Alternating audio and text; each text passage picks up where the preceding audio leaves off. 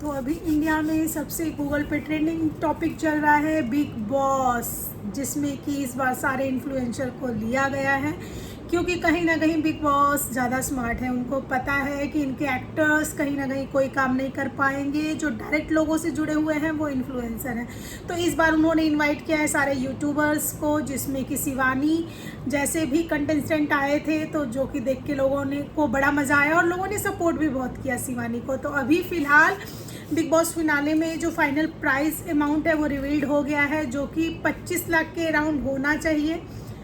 एक एक करके सारे कंटेस्टेंट साइड हो चुके हैं। मौके पे जो बचे हैं वो बची हैं सना मकबूल, नेजी, रणवीर, साई केतन और कृतिका मलिक।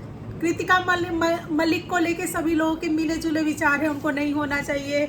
नेजी सोते सोते आ गए। हालांकि जो बिग बॉस है वो एक्चुअल एक्सप्रेशन को देखता है कि आप बनावटी नहीं है, तो नेजी एक्चुअल लाइफ में भी ऐसा ही होगा। नो रिएक्शन, जहाँ ज़रूरत है वहाँ बोला, नहीं है तो नहीं है, अपना खाना पीना मस्त, अपने काम पे फोकस। तो ठीक है, जो भी रीज़न हो, सेकंड कंटेस्टेंट बन के उभर के आए हैं नेजी, क्योंकि पोल्स के हिसाब से माने तो नंबर 1 पे चल रही है सना मकबूल, दैन उसके बाद नेजी, फिर रणवीर और फिर साई केतन और फिर लास्ट में कृतिका मलिक। तो कहीं ना कहीं किसी एक को ही बनना है, और जहाँ तक पोल्स बता रहे हैं वो ये बता रहे हैं कि इस बार सना मकबूल ही विनर बन के आएगी। कुछ लोगों का कहना था शिवानी को बनना चाहिए था। खैर, अरमान मलिक से तो तौबा तौबा, इतना मैनुपुलेटिव इंसान है वो, मतलब अपनी सारी कमियों को डिस्कशन में वो इतनी सफाई से क्लियर करता है। एग्जांपल ले लीजिए, लाइक जब विशाल के फादर आए थे और उन्होंने बोला था कि बेटा अरमान जी मैं आपसे कोई बात नहीं करना चाहता हूँ, और उन्होंने एक और लाइन बोली थी कि मेरे बेटे को फिजिकल हरास करने का, एक थप्पड़ मारने का भी मैंने किसी को हक नहीं दिया है, क्योंकि हमने उसको आज तक छुआ भी नहीं है। तो वहाँ पे तो सारी चीज़ें मैनेज हो गई। लेकिन जैसे ही अरमान अंदर आया, डिस्कशन किया अपनी टीम में, रणवीर जी जो कि उनके गुरु हैं, उनसे डिस्कशन कर रहा था, तो उसने ये बात बोली कि आए छोड़ ना यार, वो आया होगा, उसका बेटा डिप्रेस्ड ना हो जाए, परेशान ना हो जाए, इसलिए वो 4 बातें हमें सुना के चल गए, इनसे कोई फ़र्क नहीं पड़ता है।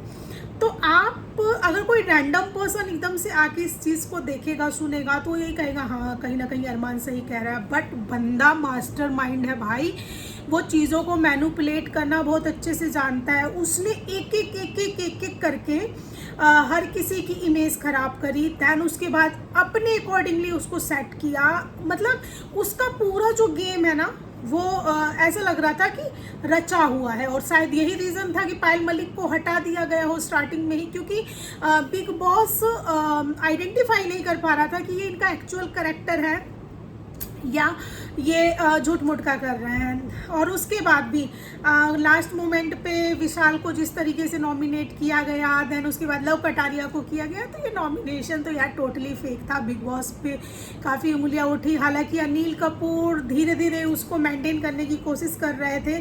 तो ओवरऑल जो भी रहा, इस पूरे सीज़न में जो सबसे ज़्यादा मुझे बाहियात लगा वो अरमान मलिक लगा। इसलिए नहीं कि उसने 2 शादियाँ की हैं, ठीक है, वो उसकी पर्सनल लाइफ है, वो कैसे एडजस्ट कर रहा है, बट जो उसकी एक्सप्लेनेशन है ना हर चीज़ को लेके, भाई बड़े बड़े फिल्मी स्टारों ने 2-2 शादियाँ की हैं, उनसे पूछने के लिए, क्वायरी करने के लिए मीडिया के पास गुद्दा नहीं है, ये नहीं है, वो नहीं है। अरे भैया, वो रियल लाइफ में आपकी तरह इन्फ्लुएंसर नहीं है। वो रोज लोगों को मजबूर नहीं करते हैं ये सोचने के लिए कि ये कैसे अपना लाइफ जीते। उनकी जो लाइफ है वो सेपरेट है, वो लाइमलाइट से बहुत दूर अपनी लाइफ जी रहे हैं। और जहाँ तक मुझे नॉलेज है, मोस्टली ने तलाक लेके ही शादी किया है। पहले से शादी की कंफर्मेशन होने के बाद, डाइवोर्स होने के बाद, देन दूसरे को पसंद किया है।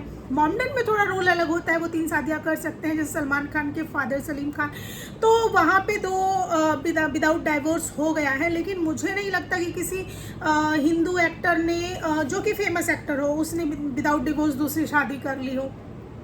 तो भैया बंद करो, कितना मैनुपुलेट करोगे लोगों को अपनी बातों से।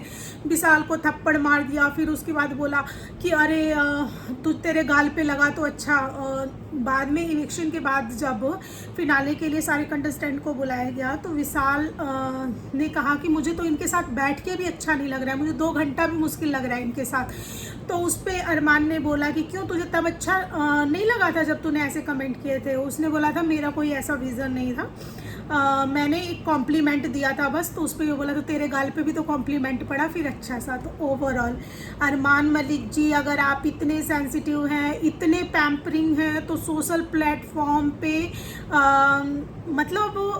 सोशल प्लेटफॉर्म पे आपको अपनी फैमिली को प्रमोट ही नहीं करना चाहिए। अगर आप अपनी फैमिली को प्रमोट कर रहे हैं तो उनको बुद्धि होनी चाहिए, वो अपनी नॉलेज से एनालाइज करें कि कौन खराब है कौन अच्छा है। हर जगह कृतिका पूछ बना के आपको नहीं ले जाएगी, या फिर हमेशा हाथ पकड़ के नहीं चलेगी। ऐसी बहुत सारी जगहें होंगी, ऐसी बहुत सारी प्लेटफॉर्म होंगी जहाँ उसको खुद आइडेंटिफाई करना होगा।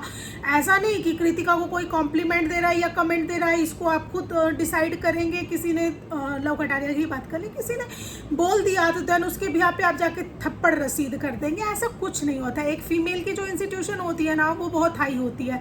और दूसरी बात कि मुझे नहीं लगता कि कृतिका मलिक जैसी महिलाओं को इतने छोटे मैटर में अपने हस्बैंड को इन्वॉल्व करने की जरूरत है। हालांकि बिग बॉस ने टीआरपी के लिए जो भी किया, सिंपल सी बात है, एक फैमिली से 3 लोग, ये सबसे बड़ी गलती थी। एक फैमिली से आप 3 लोगों को कैसे ला सकते हो भाई?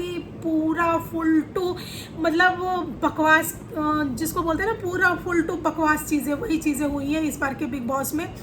ना इनका इवेक्शन बहुत फेयर रहा है, ना इनके कंटेस्टेंट फेयर थे।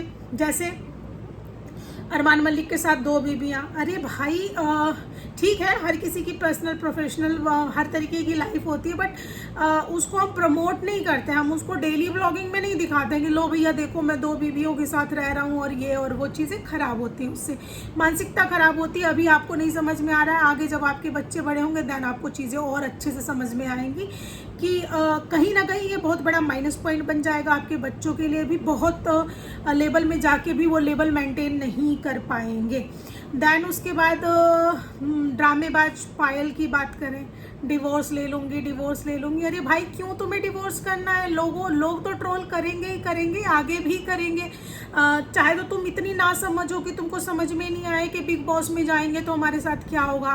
हमने बहुत अच्छा जो ये डिग्री ले रखी है 2-2 शादियों की, वो लोगों को पता चल जाएगी। अरे भाई सिंपल सी बात है, तुम्हें इस चीज़ को रियलाइज़ करना होगा कि तुम तीनों आपस में एडजस्ट कर रहे हो, मैनेज कर रहे हो, लेकिन ये समाज उस चीज़ को नहीं एक्सेप्ट करेगा। और अगर आप बिग बॉस पे आए हो, लोगों ने आपको ट्रोल किया, तो एक्सेप्ट करो ना भाई उस चीज़ को, तुम्हें वो एक्सेप्ट करना चाहिए। इसका ये मतलब नहीं है मैं डिवोर्स ले लूँगी और फिर लैपट से बदल दिया, तो इससे तो आपका जो इमेज था वो और ख़राब होगा। और यही रीज़न है कि धीरे धीरे आप लोगों का व्यूज़ बहुत डाउन हो जाएगा, सोर्स ऑफ इनकम धीरे धीरे ख़त्म हो जानी है, क्योंकि कहीं ना कहीं आप लोग अपने लोगों से ही क्लियर नहीं हो, उन्हें व्यूज़ के लिए यूज़ कर रहे हो। तो आजकल पब्लिक वैसी नहीं है, पब्लिक बहुत आजकल स्मार्ट है, वो कुछ चीज़ों को देखती है, समझती है, रिस्पॉन्स करती है। तो चाहे तो अपनी मूर्खता पे आप तालियां बजाइए, क्लैपिंग करिए खुद के लिए कि मुझे पता नहीं था बिग बॉस में जाएंगे तो ये होगा वो होगा। अरे ऑफ कोर्स यार, तुम इतनी बेवकूफ़ कैसे हो सकती हो?